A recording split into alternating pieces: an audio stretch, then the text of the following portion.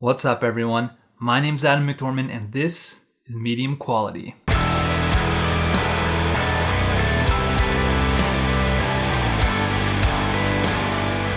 that 2016 is over, I thought I would be completely remiss if I didn't take a few minutes to talk about my favorite albums of 2016. Now, as usual, I am not going to do a numbered top 10 list where I rank albums in order of importance. My tastes are far too diverse to do a really good job of comparing albums across different genres. So instead, I have compiled a list of albums that I listened to and enjoyed quite a bit, and I'm going to discuss them in the order they came out. So let's jump right in. Narrowband by Stemage.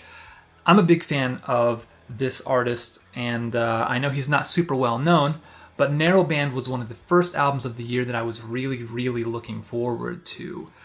It's kind of metal, a little bit progressive, kind of sludgy, and of course, completely instrumental. So if you like something that is a little bit heavy, but doesn't have screaming vocals, because I don't like screaming vocals either, I think this album is definitely worth a listen, especially if you haven't heard of him and you don't know about him. This is a really cool artist that is, I think, underappreciated.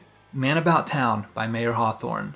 This is another really solid album from Mayer Hawthorne, who is arguably the king of neo-soul and certainly an underappreciated artist. This album features a really consistent vintage soul sound filtered through a very modern production sensibility. It definitely has some of the strongest grooves of any of the albums on this list, and has certainly been the fuel for some inappropriate booty shaking on my part. So if you haven't heard this, definitely check it out. Nonagon Infinity by King Gizzard and the Lizard Wizard. Now, I did a more extensive vinyl review of this album earlier in the year, so if you want more information about it, you should definitely check that video out. Nonagon Infinity is literally an infinite looping album. It's a very dynamic album that moves back and forth from these really punishing volleys of psychedelic rock to vintage grooves. Definitely worth checking out. A Moon-Shaped Pool by Radiohead. It's always kind of difficult for me to talk about Radiohead albums because I just don't have the words to properly articulate what makes their work so incredible. A Moon-Shaped Pool is another example in a long line of albums that push the boundary of music in a way that's really accessible. It's good, and you should listen to it. Blanco by Dave Bazan. This album is essentially the culmination of his Dave Bazan monthly singles series that he did in 2014 and 2015. So he took 10 of those songs and reworked them, completed them, and turned them into a cohesive album. And this album is a pretty drastic departure from his prototypical indie singer-songwriter sound, where he's traded in the guitar, bass, and drums ensemble for the tools of a synth pop band, if you will. And somehow this album is both lush with its production and yet somehow kind of spacious and melancholy, which is very much the traditional Dave Bazan sound. And so it's really interesting that he's found a way to balance a sound that is completely different from anything he's used before, and yet somehow still completely Dave Bazan. To Be Everywhere is to Be Nowhere by Thrice. This album is a fantastic comeback album from one of my very favorite bands of all time. Very few bands speak to my soul the way that Thrice does. And this album has huge riffs that are big enough to drive that message home. It's dynamic, it's heavy, it's lyrically interesting. Everything that I would look for in an album is present in this one. It's definitely one of my very favorite albums of the year, and likely to be one that I continue to come back to over and over again. Handmade Cities by Plini. This is by far the most mom-friendly metal album of the year. and that is in no way meant to be an insult. Plini's guitar work is this paradoxical mix of catchy and technical. In fact, I would almost call this album jazz fusion, if not for the fact that Plini's riffs are so huge that I can't not call them metal. I must have listened to this album on repeat for months. It's so good, so interesting. Check it out. Act 5, Hymns with the Devil in Confessional by the Deer Hunter. Now, I was really surprised when the Deer Hunter announced this album so soon after the release of Act 4. This album is the final chapter in this multi-album spanning story, which I don't really understand all the details of. But for me, the draw of this band and this album is their fresh approach to progressive rock. Their sound is absolutely one of a kind. No one does what they do.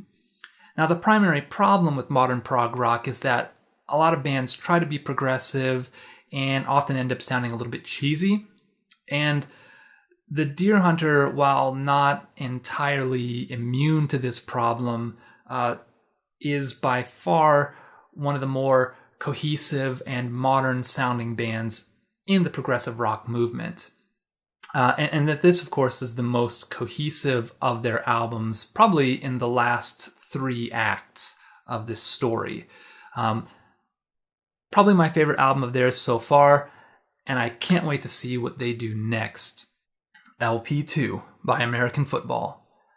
I meant to do a vinyl review of this album a while back, but after I shot all that footage, I really wasn't satisfied with it, so I deleted the whole project.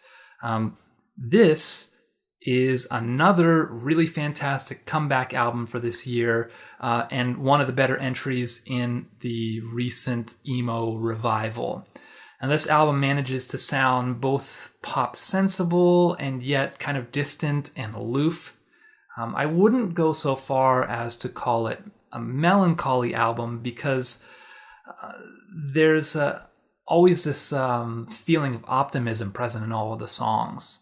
And in spite of that, it's very difficult for me to listen to this album without feeling kind of introspective and nostalgic. And I think, that's one of the major hallmarks of the emo revival that's been happening over the past couple of years. It's a really great album to listen to if you want to feel things. And of course, if you want me to actually get around to doing a vinyl review of this album, please let me know in the comments below, because it's actually a really beautiful pressing. The last album on my list, and perhaps the most surprising, is 24 Karat Magic by Bruno Mars. Now, I know about half of the people who were watching this album just deleted this video from their eyeballs, but that's just because they haven't blessed their ears with the glorious musical production that is this album. One of my students was talking to me about what he thought was the key to Bruno Mars's mass appeal, and that is his sort of time machine approach to creating music. It's this pastiche of soul and funk and R&B from the past. And the thing is, as much as this album is a callback, it's also drenched in modern production sensibility. The album is a tightly packed 34 minutes of absolute booty-shaking goodness, so stop pretending that you're too cool for the top 40 and give this album a listen. Okay, those were my 10 favorite albums of the year. By no means the only great albums that came out in 2016. There were a lot of honorable mentions that I just don't have time to discuss. Let me know, what were your favorite albums of 2016 in the comments section below. If you enjoyed this video, please give me a thumbs up. Feel free to subscribe if you want to see more, and look forward to more videos in the future. 2017 is going to be a great year for music, with so many bands likely to put out great albums in the next several months. What a time to be alive.